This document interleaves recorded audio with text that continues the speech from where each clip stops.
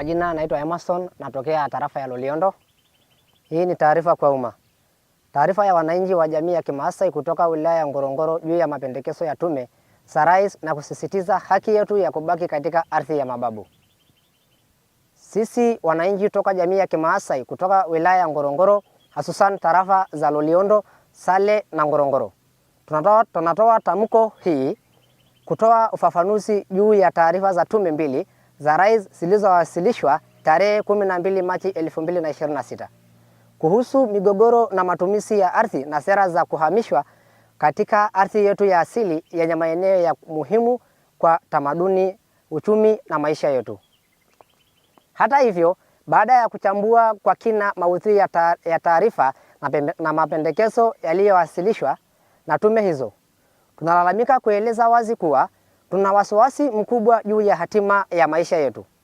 Kwa mtazamo wetu, ripoti hizo hazijakidhi uhalisia wa maisha yetu, hazijazingatia hata kidogo maoni yetu, na zimeacha maswali ya msingi bila majibu wala kuonesha na namna ya kuzitatua changamoto zetu.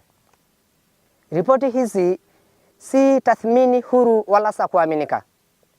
Zinategemea kwa kiasi kikubwa nyaraka za sera zilizokwisha kupingwa awali, kama vile ripoti ya mapitio ya mfumo mseto wa ardhi eneo la hifadhi ya Ngorongoro, Multiple Land Use Model MLUM ya 2019 iliyorekebishwa 2024, na zinarudia simulizi zile ambazo kwa muda mrefu zimetumika kuhalalisha kuwaondoa wafugaji wa Kimaasai katika maeneo yao.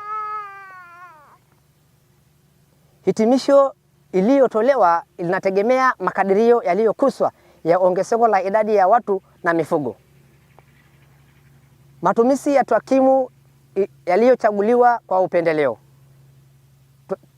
takwimu zisizo sahihi kuhusu mifugo, pamoja na migongano mikubwa ya kimaslahi ya taasisi, huku ikipuuza ushahidi unaopingana na simulizi za serikali.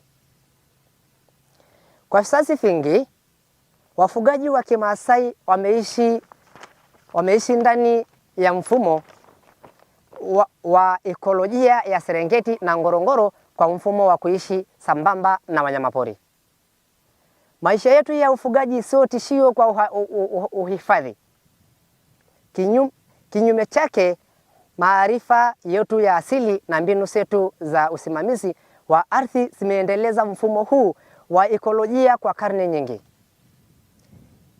Tume hizi zinajaribu kuonyesha uwepo wetu kama chanzo kikuu cha shinikisho la kimazingira, huku zikipuuza upanuzi wa haraka wa miundombinu ya utalii, mahoteli ya kifahari, barabara na msongamano wa magari ya utalii ndani ya maeneo ya hifadhi. Mapungufu haya yanaonyesha upendeleo wa wazi. Jamii za wafugaji zinapewa lawama, wakati maslahi ya kibiashara yanachukuliwa kana kwamba hayana athari kwenye mazingira. Tunakiri kwamba sera za uhamishaji zilizotekelezwa katika miaka ya hivi karibuni ya kuhamisha wananchi kutoka tarafa ya Ngorongoro hasikuwa za hiari. Tumekuwa tukieleza mara kwa mara kwamba jamii zetu zimekumbwa na vikwazo visivyokubalika katika huduma za msingi, upatikanaji wa ardhi na miundombinu ya kijamii, hali ambayo kwa vitendo imelazimisha watu wetu kuondoka katika makazi yao kupitia kunyimwa huduma badala ya hiari. Tunapinga kwa nguvu pendekezo kwamba uhamisho uendelee. Katika eneo la Loliondo na Sale, tume imekiri kuwepo kwa malalamiko ya wananchi kuhusu kutoshirikishwa katika uhamishwaji wa pori la akiba la Loliondo, hususan katika ardhi ya vijiji 16 vya tarafa za Loliondo na Sale, lakini pia kukosekana kwa maeneo ya malisho ya mifugo yao. Hata hivyo, tume haijatoa majibu ya wazi kuhusu iwapo umegwaji wa ardhi ya vijiji vya Loliondo na Sale ulikuwa shirikishi kwa mujibu wa sheria. Kwa sasa wananchi wanakabiliwa na uhaba mkubwa wa maeneo ya malisho, hali inayotishia moja kwa moja maisha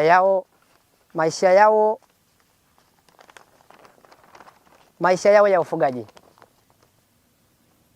iliyopelekea mamia ya maelfu ya mifugo kufa kwa kukosa malisho na maji, na maelfu kukamatwa ndani na nje ya eneo hilo na kutoswa mamilioni ya faini,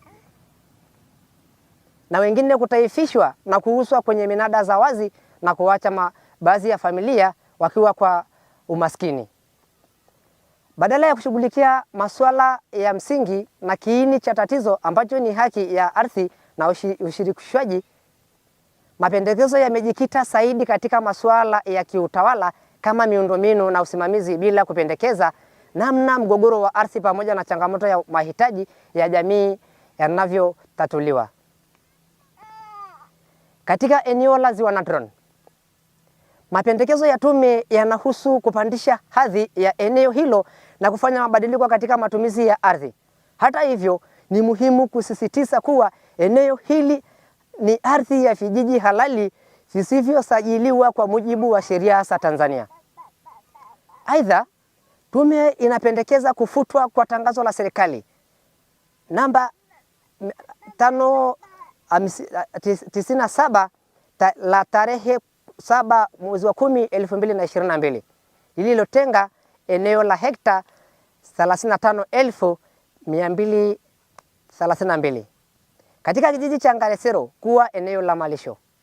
Pendekezo hili halizingatii uhalali kuwa eneo hilo linategemewa kwa kiasi kikubwa sana na wananchi kwa ajili ya malisho au malisho wa mifugo. Zaidi ya umuhimu wake wa kiuchumi, eneo la Ziwa Natron lina dhamana kubwa ya kiutamaduni na kiimani kwa jamii ya Wamasai. Mlima Lunyolengai ni mlima mtakatifu unaotumika kwa ibada, matambiko na shughuli za kijadi.